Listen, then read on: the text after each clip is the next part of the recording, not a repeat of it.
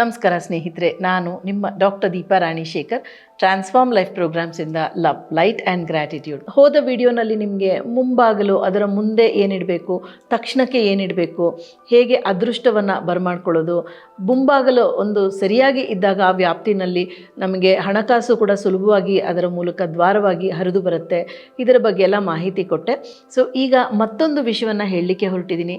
ಅದಕ್ಕೂ ಮುಂಚೆ ಸವಿನಯ ವಿನಂತಿ, ಅಕಸ್ಮಾತು ನೀವಿನ್ನ ನಮ್ಮ ಚಾನಲ್ನ ಸಬ್ಸ್ಕ್ರೈಬ್ ಮಾಡ್ಕೊಂಡಿಲ್ಲ ಅಂದರೆ ದಯವಿಟ್ಟು ಬೆಲ್ಲೈಕನ್ನ ಕ್ಲಿಕ್ ಮಾಡಿ ನಮ್ಮ ಚಾನಲ್ ಸಬ್ಸ್ಕ್ರೈಬ್ ಮಾಡ್ಕೊಳ್ಳಿ. ಆಲ್ರೆಡಿ ಮಾಡ್ಕೊಂಡಿದ್ರೆ ಧನ್ಯವಾದಗಳು. ಖಂಡಿತ ನಿಮಗೆ ವಿಡಿಯೋ ಬಂದ ಕೂಡಲೇ ನೋಟಿಫಿಕೇಷನ್ ಬರುತ್ತೆ. ಸಬ್ಸ್ಕ್ರೈಬ್ ಮಾಡ್ಕೊಳ್ಳಿ. ನಮ್ಮ ವಿಡಿಯೋನ ಲೈಕ್ ಮಾಡೋದನ್ನು, ಶೇರ್ ಮಾಡೋದನ್ನು ಮರಿಬೇಡಿ. ಕಾಮೆಂಟ್ಸನ್ನು ಕೂಡ ಮಾಡಿ. ನಿಮ್ಮ ಕಾಮೆಂಟ್ಸ್ಗೆ ಸಾಧಾರಣವಾಗಿ ನಾನು ಉತ್ತರವನ್ನು ಕೊಡ್ತೀನಿ, ಅಥವಾ ಒಂದು ಥಮ್ಸಪ್, ಒಂದು ಹಾರ್ಟ್ ಆದರೂ ಹಾಕ್ತೀನಿ. ಆದರೆ ಕೆಲವೊಂದು ವಿಷಯಗಳು ಅರ್ಥಗರ್ಭಿತವಾಗಿ ಇರೋದಿಲ್ಲ. ಹೇಗೆ ಅಂತಂದರೆ, ಇದರಲ್ಲಿ ಏನಿದೆ ವಿಷಯ ಅಂತ ಯೋಚನೆ ಮಾಡೋ ರೀತಿನಲ್ಲಿ ಇರುತ್ತೆ. ಹೇಗೆ ಅಂತಂದರೆ, ಒಂದು ಸಣ್ಣ ಕಥೆನ ಹೇಳ್ತೀನಿ ನೋಡಿ. ಒಂದು ಹುಲಿ ಮತ್ತು ಒಂದು ಕತ್ತೆ ಒಂದಿನ ಜಗಳಕ್ಕೆ ಇಟ್ಕೊಂಡ್ವಂತೆ. ಲಾಜಿಕ್ ಕೇಳಬೇಡಿ, ಪ್ರಾಣಿಗಳ ಕತೆ ಇದು, ಪಂಚತಂತ್ರ ಥರ ಅಂತ ಇಟ್ಕೊಳ್ಳಿ. ಒಂದು ಹುಲಿ ಮತ್ತು ಒಂದು ಕತ್ತೆ ಜಗಳಕ್ಕೆ ಇಟ್ಕೊಂಡ್ವಂತೆ. ಯಾಕೆ ಅಂತಂದರೆ, ಕತ್ತೆ ಬಂದ್ಬಿಟ್ಟು ಹುಲಿಗೆ ಹೇಳ್ತಂತೆ, ನೋಡು ಹುಲ್ಲು ಯಾವ ಬಣ್ಣಕ್ಕಿರತ್ತೆ ಹೇಳು ಅಂಥೇಳಿ. ಹುಲಿ ಹೇಳ್ತಂತೆ, ಹಸಿರು, ಗ್ರೀನ್ ಅಲ್ವಾ ಅಂತ ಕೇಳ್ತಂತೆ.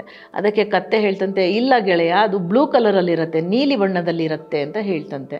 ಇದೇ ಆರ್ಗ್ಯುಮೆಂಟ್ ಆಯ್ತು ಅವರಿಬ್ಬರಿಗೂ. ಕೊನೆಗೆ ಅವರು ಸಿಂಹದ ಹತ್ರ ಹೋದ್ರಂತೆ.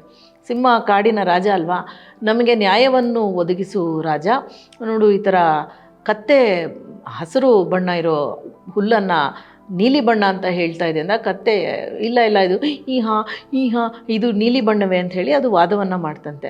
ಆಗ ಸಿಂಹ, ಕರೆಕ್ಟು ಕತ್ತೆ, ನಿಂದು ತುಂಬ ಕರೆಕ್ಟು, ನೀ ಹೋಗು ಮಾರಾಯ ಅಂತ ಹೇಳಿಬಿಟ್ಟು ಹುಲಿಗೆ 2 ವರ್ಷಗಳ ಕಾಲ ಮುಖ ತೋರಿಸ್ಬೇಡ ನನಗೆ, ಮತ್ತು ಮಾತನಾಡಕೂಡ್ದು, ಸೈಲೆನ್ಸ್, ಮೌನವನ್ನು ಆಚರಿಸಬೇಕು ಅಂತ ಒಂದು ಅಪರಾಧಕ್ಕೆ ಶಿಕ್ಷೆಯನ್ನು ವಿಧಿಸ್ತಂತೆ.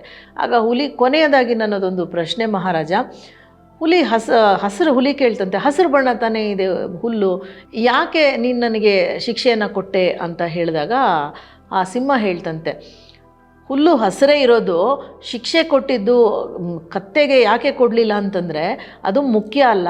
ಕತ್ತೆ ಜೊತೆ ಹೋಗಿ ನೀನು ಮಾತುಕತೆ ಆಡ್ತಿದ್ಯಲ್ಲ, ಅದಕ್ಕೆ ನೀನೇನೋ ಪ್ರೂವ್ ಮಾಡಬೇಕು ಅಂತ ಹೊರಟಿದೆಯಲ್ಲ, ಅದನ್ನು ಅರಿತುಕೊಳ್ಳಿ ನೀನು ಅಂತ ಶಿಕ್ಷೆ ನಿನಗೆ ಅದಕ್ಕೆ ಕೊಟ್ಟಿರೋದು ಅಂತ ಹೇಳ್ತಂತೆ. ಹಾಗೆ ಕೆಲವೊಂದು ಕಾಮೆಂಟ್ಸು ಈ ಕತ್ತೆ ಮತ್ತು ಹುಲಿ ಮಾಡಿದ ಹಾಗೆ ಇರುತ್ತೆ. ಯಾಕೆಂತಂದರೆ, ಸಿಂಕಲ್ಲಿ ಕೈ ತೊಳ್ಕೊಂಬಿಟ್ಟಿದ್ರೆ, ನಮ್ಮ ಮನೇಲಿ ಸಿಂಕ್ ಇಲ್ಲ ಅಂದರೆ ಏನು ಮಾಡೋದು ಅಂದಾಗ, ನೀವು ಕೈಯಲ್ಲಿ ತೊಳಿತೀರ ಸ್ನೇಹಿತರೆ. ಸಿಂಕ್ ಇಲ್ಲ ಅಂತ ಯಾರು ಹೇಳ್ತಿರೋ ಅವರು ಮನೆಯಲ್ಲಿ ಕೈಯಲ್ಲಿ ತೊಳಿತೀರ, ಬಚ್ಚಲಲ್ಲೋ ಹೊರಗಡೆನೆಲ್ಲೋ ತೊಳಿತೀರಲ್ವ, ಅದನ್ನು ಅಲ್ಲೇ ಮಾಡಬೇಕು ಅಂತ ಅರ್ಥ. ಮನೆಯಲ್ಲಿ ಇಡಿ ಅಂತಂದರೆ, ಮನೆಯೇ ಇಲ್ಲ ಅಂದರೆ ಏನು ಮಾಡಲಿ ಅಂತಂದರೆ ಈ ಒಂದು ವಿಷಯಕ್ಕೆ ನೀವು ಅರ್ಹರಲ್ಲ ಅಂತ. ನಿಮಗೆ ಫೋನ್ ಇತ್ತು, ಮತ್ತೊಂದಿತ್ತು ಅಂದರೆ ಮನೇನೋ ಅಥವಾ ಉಳ್ಕೊಳ್ಳೋಕೊಂದು ವ್ಯವಸ್ಥೆ ಇದೆ ಅಂತ ಅರ್ಥ ಅಲ್ವಾ. ಇನ್ನು ಕೆಲವೊಮ್ಮೆ ನೀವು ಹಾಸಿಗೆ ಕೆಳಗಿಡಿದ್ರೆ, ನಮ್ಮ ಮನೇಲಿ ಹಾಸಿಗೆನೇ ಇಲ್ಲ, ಸ್ಕೆಚ್ ಪೆನ್ ಎತ್ಕೊಳ್ಳಿದ್ರೆ ಇಲ್ಲ ಅಂತಂದಾಗ ಎಲ್ಲೋ ವಿತಂಡವಾದ ಅಂತ ಅನಿಸುತ್ತೆ. ಸೊ ಹಾಗಾಗಿ ನಾನು ಕೆಲವೊಮ್ಮೆ ಅಂಥ ಒಂದು ಕಾಮೆಂಟ್ಸ್ಗೆ ಉತ್ತರವನ್ನು ಕೊಡೋದೇ ಇಲ್ಲ. ಯಾಕೆಂದರೆ ನನಗೆ ಹುಲಿಯಾಗಿ ಸಿಂಹದ ಹತ್ರ ಪನಿಷ್ಮೆಂಟ್ ತೊಗೊಳ್ಳೋದಕ್ಕೆ ಇಷ್ಟ ಇಲ್ಲ. ಸೊ ಇವತ್ತಿನ ವಿಶೇಷವಾದ ಮಾಹಿತಿ ಏನು ಅಂತಂದರೆ, ಮುಂಬಾಗಲ ಬಗ್ಗೆ ಹೇಳಿದೆ ಅಲ್ವಾ. ಮುಂಬಾಗಲ ಒಳಗೆ ಅದೃಷ್ಟ ಬರೋದು ಒಂದು ಹಂತ ಆದರೆ, ಅದನ್ನು ಇರಿಸ್ಕೊಳ್ಳೋದಕ್ಕೆ, ಅದನ್ನು ಬೆಳೆಸ್ಕೊಳ್ಳೋದಕ್ಕೆ, ಅಂದರೆ ಅದನ್ನು ರೀಟೈನ್ ಮಾಡಿಕೊಂಡು ಗ್ರೋ ಮಾಡೋದಕ್ಕೆ ಏನು ಮಾಡಬೇಕು ಅಂತಂದಾಗ, ಮತ್ತೆ ಅಲ್ಲಿ ಬರೋದು ಮುಂಬಾಗಲಿಂದ ಒಳಗೆ ಬಂದ ಕೂಡಲೇ, ಅಂದರೆ ಬಾಗಿಲು ಎದುರಿಗೆ ಅಲ್ದಿದ್ರು ಆ ಒಂದು ಲಿವಿಂಗ್ ರೂಮ್ ಅಥವಾ ಹಾಲ್ ಅಂತ ಏನು ಹೇಳ್ತೀವಿ, ಅಲ್ಲಿ ಒಂದು ಗಣೇಶ ಮತ್ತು ಬುದ್ಧ ಇರಲೇಬೇಕು. ಗಣೇಶ ಶುಭಾರಂಭಗಳಿಗೆ ಬಾಗಿಲ ಮೇಲೂ ಕೂಡ ಇರಬೇಕು ಅಂತ ಹೇಳಿದ್ದೀನಿ.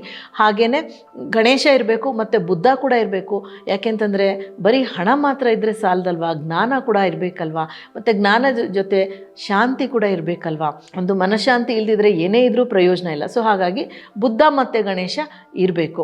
ಮತ್ತು ಬಿಳಿ ಆನೆಗಳು ಅಥವಾ ಗೋಲ್ಡನ್ ಎಲಿಫೆಂಟ್ ಅಥವಾ ಗ್ರೇ ಎಲಿಫೆಂಟ್ ಯಾವುದಾದ್ರೂ ಸರಿ, ಈ ಎಲ್ಲ ಪ್ರಾಣಿಗಳು ಜೋಡಿನಲ್ಲಿ ಇರಬೇಕು. ಯಾಕೆಂತಂದರೆ ಆನೆ ಅಂತಂದಾಗ ಪ್ಯೂರಿಟಿ ಅಂದರೆ ಶುದ್ಧತ್ವವನ್ನು ಪ್ರತಿನಿಧಿಸುತ್ತೆ. ಅಂದರೆ ನಮ್ಮ ಮನೆ, ನಮ್ಮ ಮನಸ್ಸು, ನಮ್ಮ ಜನ ಎಲ್ಲರೂ ಶುದ್ಧವಾಗಿರಲಿ ಅಂತ ಹೇಳಿ, ನಾವು ಮಾಡೋ ಕೆಲಸ, ನಮ್ಮ ದಿನ ಎಲ್ಲವೂ ಪರಿಶುದ್ಧವಾಗಿರಲಿ ಅಂತ ಹೇಳಿ ಒಂದು ಪ್ರತೀಕವಾಗಿ ಅದು ನಿಲ್ಲುತ್ತೆ. ಮತ್ತು ಅಂಥದ್ದೇ ಒಂದು ಅದೃಷ್ಟವನ್ನು ತಂದು ಕೊಡುತ್ತೆ. ಅಂದರೆ ಮ್ಯಾನಿಫೆಸ್ಟೇಷನ್ ಕೂಡ ಚೆನ್ನಾಗಾಗತ್ತೆ.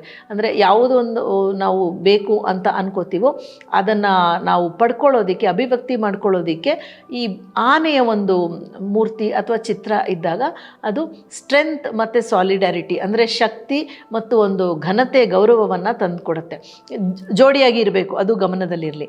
ಮತ್ತು ತದನಂತರ ಬಿಳಿ ಕುದುರೆ ಜೋಡಿಯಾಗಿರ್ಬೋದು ಅಥವಾ 7 ಕುದುರೆಗಳಾಗಿರ್ಬೋದು, ಅದು ಒಂದು ಮೂರ್ತಿ ರೂಪದಲ್ಲಾದರೂ ಇರ್ಬೋದು ಅಥವಾ ಒಂದು ಪೋಸ್ಟರ್ ಫೋಟೋ ಥರ ಕೂಡ ಇರ್ಬೋದು. ಇದು ಜೋಡಿ ಇದ್ದರೆ ಟೇಬಲ್ ಮೇಲೆ ಅಥವಾ ಸ್ಟ್ಯಾಂಡ್ ಮೇಲೆ ಇರ್ಬೋದು.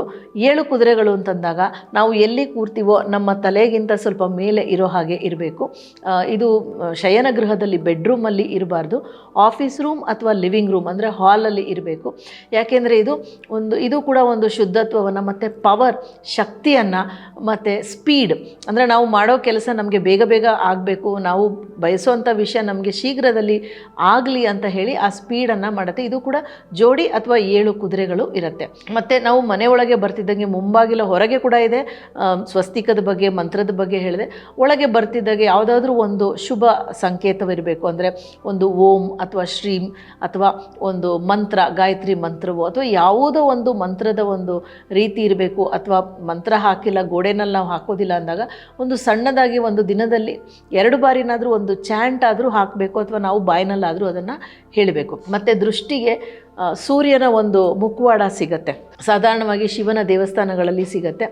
ಸೂರ್ಯನ ಒಂದು ಮುಖ ಅಥವಾ ಸೀ ಶೆಲ್ಸ್ ಅಂತ ಏನು ಹೇಳ್ತಾರೆ, ಕವಡೆ ಇರ್ಬೋದು, ಶಂಖ ಇರ್ಬೋದು, ಅದನ್ನಾದರೂ ಸರಿ ಬಾಗಿಲಿನ ಒಳಗೆ ಇಡಬೇಕು.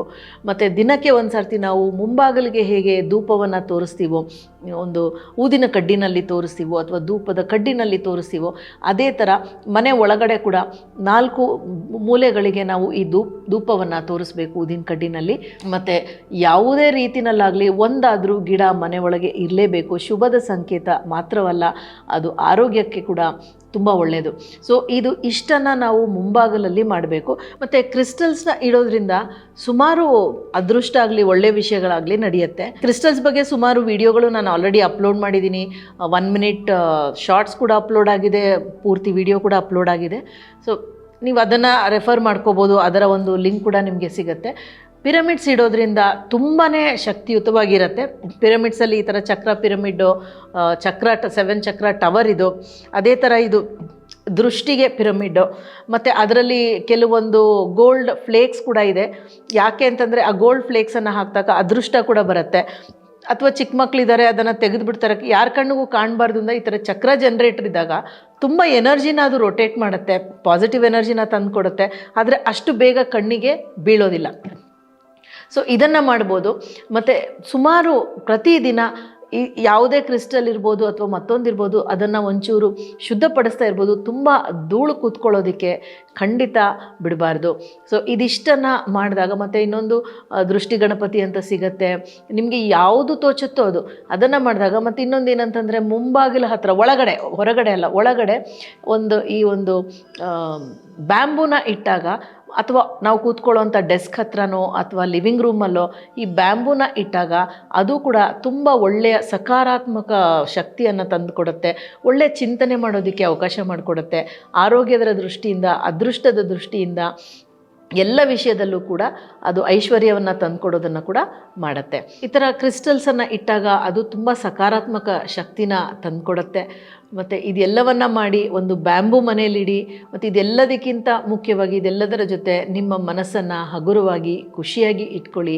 ಅದೃಷ್ಟ ಸದಾ ನಿಮ್ಮ ಮನೆಯಲ್ಲಿ ನಗುತ್ತಾ ನಲಿತಾ ಇರಲಿ. Good luck to you. Thank you so much for joining me. ನಾನು ನಿಮ್ಮ doctor Deepa Rani Shekhar, transform life ಪ್ರೋಗ್ರಾಮ್ಸಿಂದ. Love, light and gratitude.